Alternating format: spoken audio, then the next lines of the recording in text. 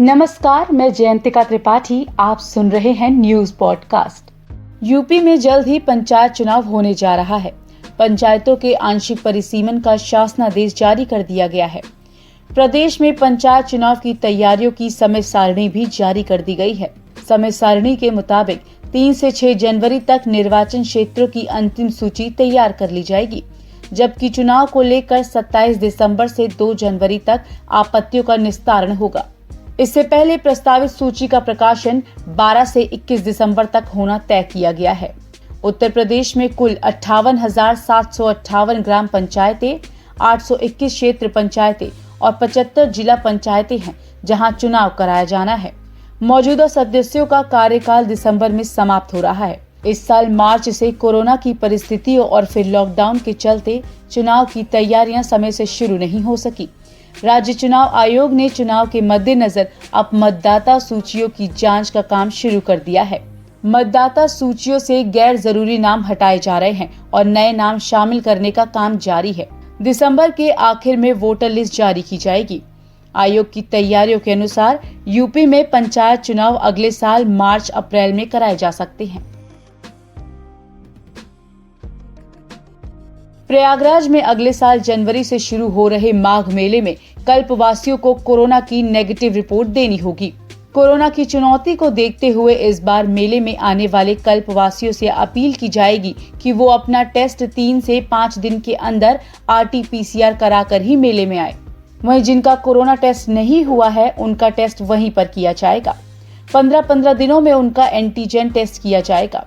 अगर किसी की रिपोर्ट पॉजिटिव आती है तो उसको संस्थागत अस्पताल में भर्ती किया जाएगा। मेले में इस बार संस्कारी पुलिस वालों की ड्यूटी लगाई जाएगी, यानी जो पुलिस वाले शराब का सेवन नहीं करते, केवल उन्हीं की ड्यूटी लगाई जाएगी। मेले में ड्यूटी करने वाले करीब 5,000 पुलिस वालों को अच्छा व्यवहार रखने की भी ट्रेनिंग दी जाएगी। इस बार मेले में कुल 13 थाने और 38 पुलिस चौकियां बनाई जाएंगी। कोरोना के चलते इस बार मेले के विस्तार को कम किया गया है, लेकिन सुरक्षा के मद्देनजर पुख्ता इंतजाम होंगे। मथुरा में भगवान कृष्ण के मंदिर की ओर जाने वाली एक सड़क के चौड़ीकरण के लिए पेड़ काटे जाने की अनुमति देने से सुप्रीम कोर्ट ने इनकार कर दिया है। सुप्रीम कोर्ट ने योगी सरकार को फटकार लगाते हुए अहम टिप्पणी करते हुए कहा कि भगवान कृष्ण के नाम पर यूपी सरकार 3,000 पेड़ नहीं काट सकती। मुख्य न्यायाधीश एस.ए. बोबड़े ने यूपी सरकार के लोक निर्माण विभाग के वकील से कहा कि भगवान कृष्ण के नाम पर आप हजारों पेड़ों को नहीं काट सकते। बता दें, योगी सरकार मथुरा में कृष्ण मंदिर की ओर जाने वाले 25 किलोमीटर लंबे रास्ते के चौड़ीकरण का काम कर रही है। सरकार ने इसके लिए 2,940 पेड़ों को काटे जाने की अनुमति मांगी थी।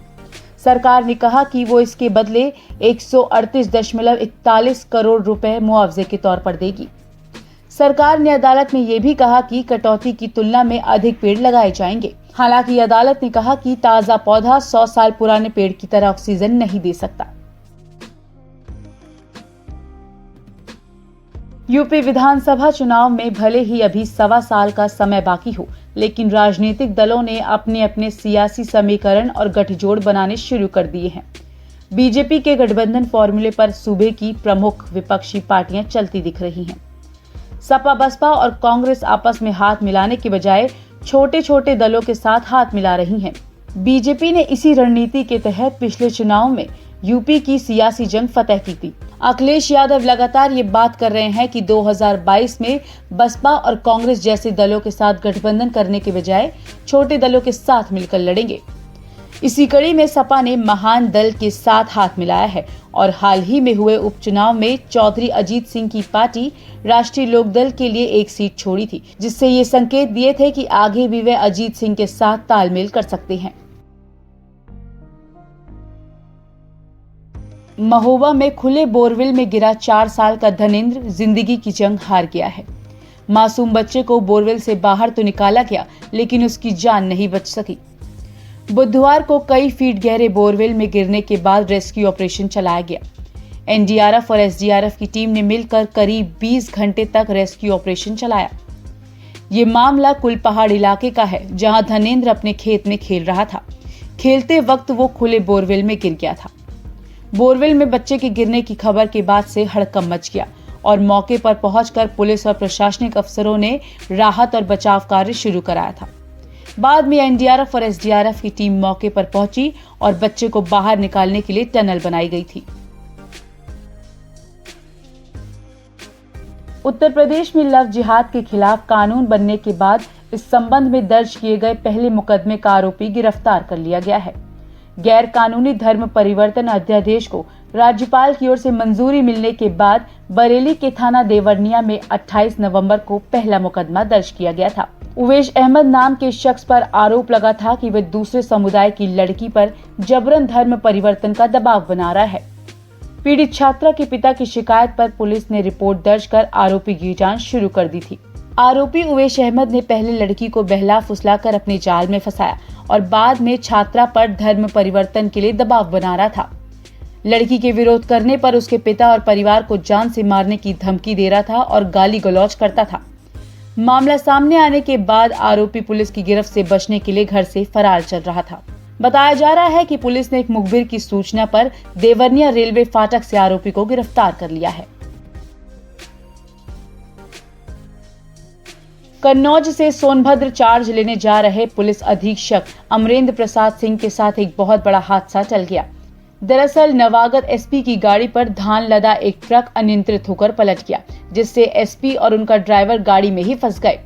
जानकारी के मुताबिक दोनों को कोई चोट नहीं आई है और दोनों बाल बाल बच गए हैं। हादसा मिर्जापुर देहात कोतवाली बरखच्चा पहाड़ी के पास हुआ, जहां एसपी की गाड़ी पर ट्रक पलटने और धान की बोरियां गिरने से गाड़ी के आगे वाला हिस्सा क्षतिग्रस्त हो गया। सूचना मिलते ही मौके पर मिर्जापुर पुलिस पहुंची और एसपी अमरेंद्र प्रताप सिंह को सुरक्षित बाहर निकाला गया। जालौन में तेज रफ्तार का कहर देखने को मिला है। यहाँ 2 बाइक की जबरदस्त भिड़ंत में 3 लोगों की मौत हो गई। मृतकों में एक महिला भी शामिल है। सभी लोग एक ही परिवार के बताए जा रहे हैं। ये हादसा जालौन कोतवाली क्षेत्र ग्राम प्रधान मडोरी मोड़ का है। सभी लोग शादी में शामिल होने के लिए गए थे। घायलों को इलाज के लिए मेडिकल कॉलेज झांसी और कानपुर के लिए रेफर किया गया था, लेकिन रास्ते में ही दोनों की मौत हो गई। पुलिस ने शवों को कब्जे में लेकर पोस्टमार्टम के लिए भेज दिया है। इस हादसे के बाद बाइक सवार भाग निकला और पुलिस ने बाइक के नंबर से आरोपी की तलाश शुरू कर दी है। ये था यूपी की बड़ी खबरों का न्यूज पॉडकास्ट। इसी तरह तमाम बड़ी खबरों के लिए देखते रहिए न्यूज उत्तर प्रदेश उत्तराखंड। धन्यवाद।